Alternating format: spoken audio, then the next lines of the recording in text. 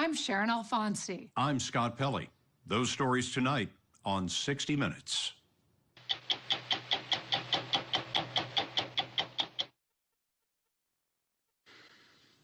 There are few places on earth where Christianity is as old as it is in Iraq. Christians there trace their history to the first century apostles. But today, their existence has been threatened by the terrorist group that calls itself Islamic State. More than 125,000 Christians, men, women, and children, have been forced from their homes over the past year. The Islamic State, or ISIS, stormed into Iraq's second largest city, Mosul, just over a year ago and took control. From there, it pushed into the neighboring villages and towns across this region, known as the Nineveh Plains, a vast area that's been home to Christians since the 1st century after Christ. As we first reported in March, much of what took almost 2,000 years to build was lost in a matter of months.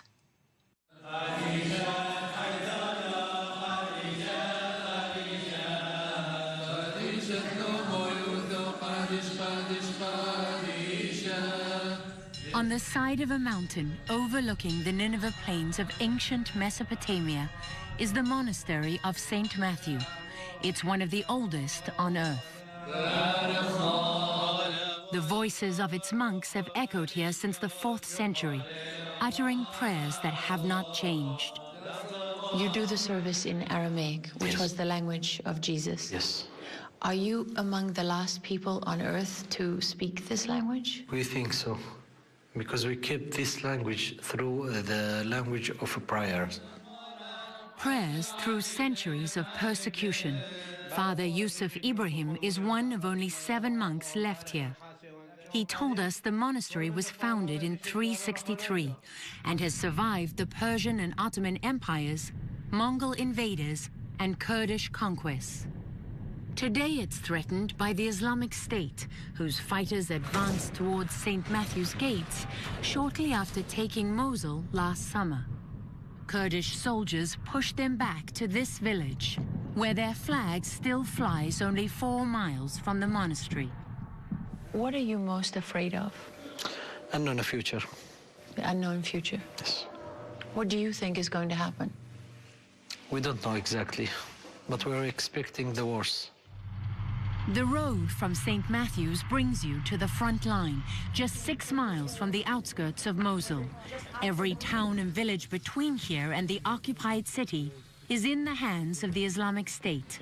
And now, we're told, for the first time in nearly 2,000 years, there are no Christians left inside Mosul.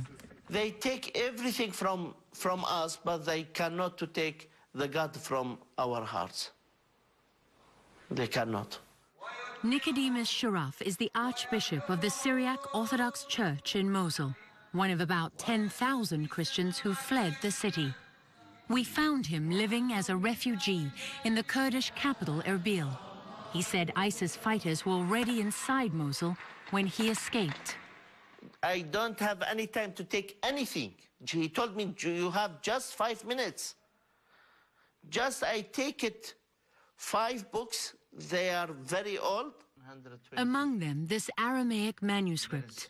He told us it was written 500 years ago and said he left behind hundreds more, older than this one, Christian relics that may never be recovered. I think they burn all the books, and we have books from the 1st century of the Christianity. You had books from the 1st century? Of the Christianity.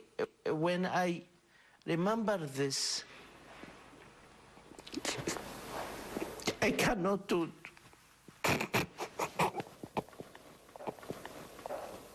From the beginning, the Christianity, this is the first time we cannot to pray in our churches. As it seeks to erase Christianity from the landscape, the Islamic State allows no Christian symbols. It released these photographs, which show the desecration of the church at what is believed to be the monastery of Mar Gorgas, just north of Mosul. And nothing is sacred. ISIS blew up this mosque shortly after taking control here. It's a site holy to both Christians and Muslims.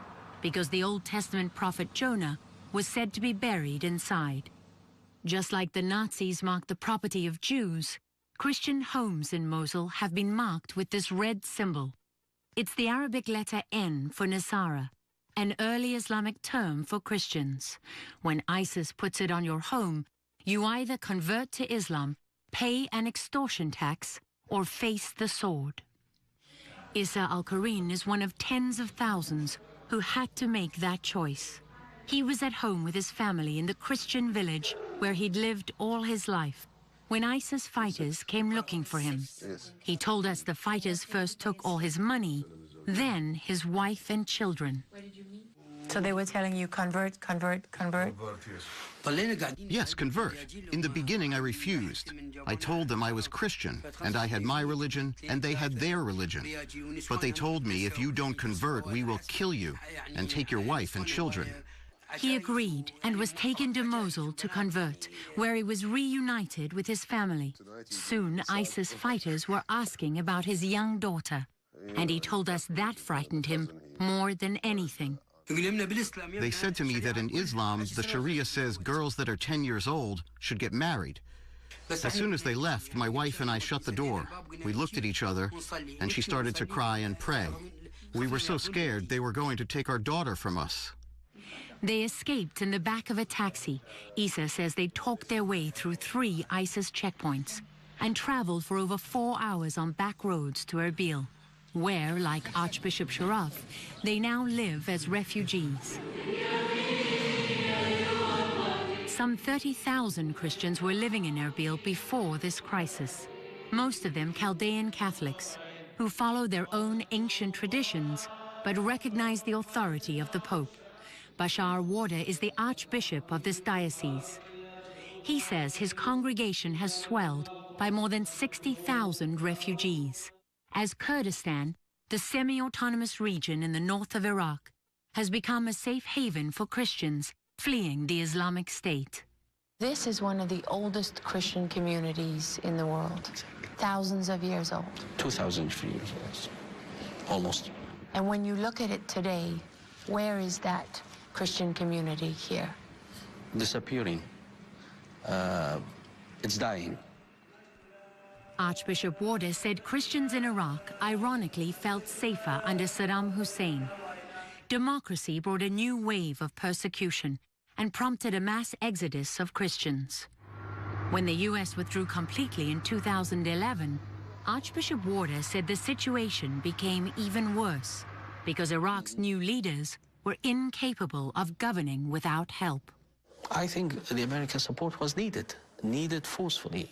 You cannot leave the country like this and tell them, well, we've liberated you, we cannot do the job for you, and we are walking away, and this is your country, rule it.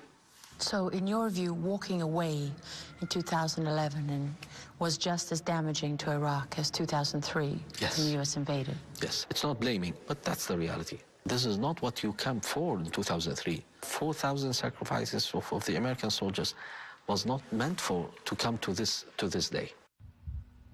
Christianity in Iraq was born in the towns and villages of the Nineveh Plains, like this one called Tel Askaf, which lies less than 20 miles north of Mosul. Christians have lived here and walked these streets for over 1,000 years. But today, there's no one. They're all gone, driven out by fear. And one of the most striking things you notice is the silence.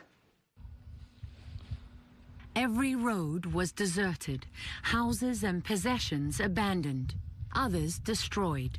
Tel Askaf had always been a refuge for Iraq's Christians, until last year, when ISIS moved in and 7,000 Christians fled. 3 weeks later, Kurdish soldiers pushed the terrorists out. But Father Ronnie Hanna said ISIS instilled such fear here that his people won't come back. He worries too, but returns for a few hours every morning to check on his church, which he said ISIS fighters used as their base. He told us one of them called him on his cell phone to ask how to operate the church generator. They really did. They asked you that. And you told them. I guided them to where it was located around the corner from here.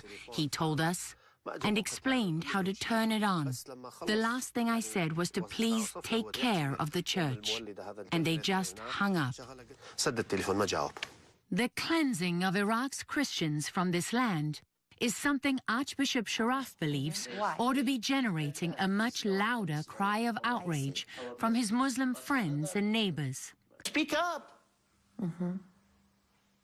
Of course there is good people in the Islam people. There is not all Muslim people, they are bad.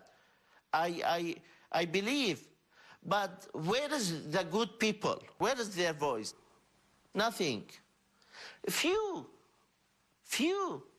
With everything that has happened here to the Christians, what has been lost? They lost our dignity here. I'm sorry to say that. We don't have dignity in our country, in our land. Most everyone we met welcomed US-led airstrikes here, but they also said it's not nearly enough.